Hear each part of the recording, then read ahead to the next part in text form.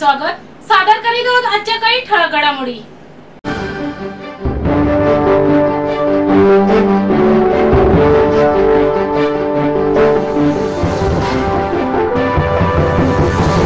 गेल्या काही दिवसांपासून राज्यात महिलांवरील अत्याचारात प्रचंड वाढ होऊ लागले। या विरोधात राष्ट्रवादी महिला काँग्रेस शरदचंद्र पवार पक्ष आक्रमक झाला असून ठाण्यात जोरदार निदर्शने करून आरोपींना फाशीची शिक्षा द्यावी अशी मागणी करण्यात आली। डायगर येथे एका मंदिरामध्ये अक्षता म्हात्रे या महिलेवर 3 पुजाऱ्यांनी बलात्कार करून नंतर तिची हत्या केली, तर उरण येथे एका यशस्वी शिंदे या तरुणीची अत्यंत निर्गुण हत्या करण्यात आली। गुन्हेगारांना पोलिसांची भीतीच राहिली नसल्याने असे प्रकार घडत असल्याचा आरोप करीत डॉक्टर जितेंद्र आव्हाड तथा प्रदेश अध्यक्ष रोहिणी खडसे यांच्या मार्गदर्शनानुसार ठाणे पालघर विभागीय महिला अध्यक्षा ऋतुताई आव्हाड, ठाणे शहर अध्यक्षा सुजाताताई घाग, कार्याध्यक्षा सुरेखाताई पाटील यांच्या नेतृत्वाखाली ठाणे जिल्हाधिकारी कार्यालयासमोर आंदोलन करण्यात आले। यावेळी महिलांनी राज्य सरकारच्या निषेधार्थ घोषणा देऊन खटला फास्ट ट्रॅकवर चालून आरोपींना फाशीची शिक्षा द्यावी, महिला संरक्षणाचे धोरण राबविता येत नसल्याने मुख्यमंत्री गृहमंत्री यांनी राजीनामा द्यावा अशी मागणी करण्यात आली। त्या प्रसंगी ऋता आव्हाड म्हणाल्या की अक्षता म्हात्रेच्या कुटुंबातील सदस्यांची भेट घेतल्यानंतर असे जाणवले की पोलिसांची भूमिका संशयास्पद आहे। त्यांच्या तपासाकडे पाहता त्यांची कीव येते। निवडणूक आल्याने लाडकी बहीण योजना आणली असेल तर निवडणुकांमध्ये पाहून बहिणींना सुरक्षा द्यावी। अक्षताचे मारेकरी सापडले असले तरी यशस्वीचा मारेकरी मोकळा आहे, त्यालाही जेरबंद करावे आणि लवकरात लवकर शिक्षा द्यावी अशी मागणी केली आहे। शहरातील कचरा उचलला जात नसल्यामुळे अनेक गृहसंकुलाबाहेरील पिंपामध्ये कचऱ्याचा ढीग लागत असताना वागळेश्वर भागातील सीपी तलाव परिसरात असलेले कचरा हस्तांतरण केंद्रावरील कचऱ्याचा ढीग दिवसेंदिवस वाढत असून या ठिकाणी मोठ्या प्रमाणात दुर्गंधी पसरत आहे। त्यामुळे संतप्त झालेल्या नागरिकांनी कालपासून या परिसरात घंटा गाड्यांना प्रवेश देणार नसल्याचा इशारा प्रशासनाला दिलाय।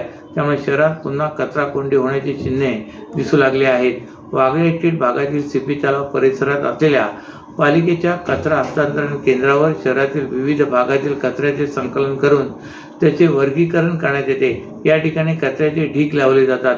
हा ढीग दिवसेंदिवस वाढत असून या परिसरात मोठ्या प्रमाणात दुर्गंधी पसरल्याचे येथील रहिवाशांकडून सांगण्यात येत आहे। कचरा हस्तांतरण केंद्राजवळ लोकवस्ती, मोठमोठे गृहसंकुले तसे औद्योगिक कंपन्या आहेत। कचरा हस्तांतरण केंद्रामुळे परिसरात पसरलेल्या दुर्गंधी आणि घाणीच्या साम्राज्यामुळे डासांचा प्रादुर्भाव वाढला असून परिसरातील रहिवासी तसे कामानिमित्त येणाऱ्या कर्मचाऱ्यांच्या आरोग्याचा प्रश्न ऐरणीवर आला आहे। पावसाच्या दिवसात साथीचे आजार पसरण्याचे प्रमाण सर्वाधिक असते आणि त्यात या कचरा हस्तांतरण केंद्रावर साचत असलेल्या कचऱ्याच्या ढिगामुळे नागरिकांकडून चिंता व्यक्त केली जात आहे। गेल्या 2 वर्षापासून राज्यासह ठाणे जिल्ह्यात महिलांवरील अत्याचार वाढत आहेत। रस्त्यावर फिरताना महिलांचे जगणे मुश्किल झाले। कावेरी नाकवा, अक्षता म्हात्रे आणि यशस्वी शिंदे या महिलांचा नाहक बळी गेल्यानंतरही सरकारला अजून जाग आलेली नाही। एकामागून एक अशा दिवसेंदिवस गुन्हेगारीच्या घटना वाढत चालल्या आहेत। कायद्याचा धाक कोणाला राहिला नाही, त्यामुळे गुन्हेगार आपले राजकीय वजन वापरून पुन्हा मोकाट फिरत आहेत। अशा गुन्हेगारांचा खटला फास्ट ट्रॅकवर चालून त्यांना फाशीची शिक्षा द्यावी, जेणेकरून भविष्यात होणाऱ्या अशा घटनेला आळा बसेल। मुख्यमंत्र्यांच्या ठाण्यातच लाडकी बहीण सुरक्षित नसून आता कायदा हातात घ्यावा लागला तरी आम्ही ते करू असा थेट इशारा शिवसेना उद्धव बाळासाहेब ठाकरे पक्षाच्या महिला आघाडीने दिलाय। यावेळी महिलांनी युती सरकारच्या विरोधात काळी फिती लावून संताप व्यक्त करीत हल्लाबोल केलाय। यावेळी महिला जिल्हा संघटक रेखा खोपकर, समिता मोहिते, माजी नगरसेविका नंदिनी विचारे, ॲडव्होकेट आकांक्षा राणे, प्रमिला भांगे, वैशाली शिंदे, ज्योती कदम, छाया अमोरगन, अनिता प्रभू, वासंती राऊत, सुप्रिया गायकर, ॲडव्होकेट आरती खळे, ॲडव्होकेट पूजा भोसले, भारती गायकवाड, सायली साळवी, वंदना पवार व इतर महिला पदाधिकारी उपस्थित होत्या। महाराष्ट्रातील भगिनींना आधार देणारी राज्य शासनाची मुख्यमंत्री माझी लाडकी बहीण योजना। या योजनेअंतर्गत अल्प उत्पन्न गटातील 21 ते 65 वयोगटाच्या भगिनींना मिळणार दरमहा 1500 रुपयाची मदत। अर्ज करण्यासाठी 31 ऑगस्ट 2024 पर्यंत मुदतवाढ। कुटुंबाचं वार्षिक उत्पन्न 2.5 लाख रुपयांपेक्षा कमी असलेल्या महिला पात्र। कुटुंबाकडे पिवळं किंवा केशरी रेशन कार्ड असल्यास उत्पन्नाचा दाखला आवश्यक नाही। पांढरं रेशन कार्ड असेल किंवा रेशन कार्ड नसेल तर कुटुंबाचं वार्षिक उत्पन्न 2.5 लाखांपेक्षा कमी असल्याचा दाखला आवश्यक। योजनेसाठीचा ऑनलाईन अर्ज नारी शक्ती दूत ॲप वरून किंवा पोर्टलवर भरता येईल। ज्या भगिनींना ऑनलाईन अर्ज भरता येत नसेल त्यांच्यासाठी अंगणवाडी, ग्रामपंचायत, वॉर्ड ऑफिस, सेतू सुविधा केंद्रामध्ये किंवा आशाताई बचत गटाच्या CRP यांची मदत उपलब्ध। आता आपल्याला अभिमानाने म्हणता येईल, सुखी आणि सुरक्षित आहे माझी लाडकी बहीण। गेली अनेक वर्ष कागदावर असलेल्या मनोरंजन आणि हिमोद्यान प्रकल्पाचा सविस्तर आराखडा तयार करून पालिका प्रशासनाने हा प्रकल्प प्रत्यक्षात उतरवण्यासाठी हालचाली सुरू केल्या आहेत। कोलशेत परिसरात 1.5 लाख चौरस मीटर क्षेत्रावर खासगी लोक सहभागातून विकसित करण्यात येणाऱ्या या प्रकल्पासाठी जागा आरक्षण फेरबदलाचा प्रस्ताव पालिका प्रशासनाने शासनाकडे महिनाभरापूर्वी मंजुरीसाठी सादर केला असून त्या पाठोपाठ आता प्रकल्प उभारणीच्या कामासाठी ठेकेदार निश्चित करण्यासाठी निविदा प्रक्रियेला सुरुवात झाली। त्यामुळे ठाणेकरांना नमो सेंट्रल पार्क पाठोपाठ मनोरंजनाचे नवे ठिकाण उपलब्ध होण्याची चिन्हे दिसत आहेत। ठाण्याच्या कोलशेत भागातील पार्क सिटी गृह प्रकल्पाच्या परिसरातील सुमारे 20.5 एकर जागेवर नमो द ग्रँड सेंट्रल पार्कची उभारणी करण्यात आली आहे। ठाणे महापालिकेने बांधीव हस्तांतरण विकास हक्कच्या माध्यमातून कल्पतरू विकासकाकडून हे उद्यान विकसित करून घेतले आहे।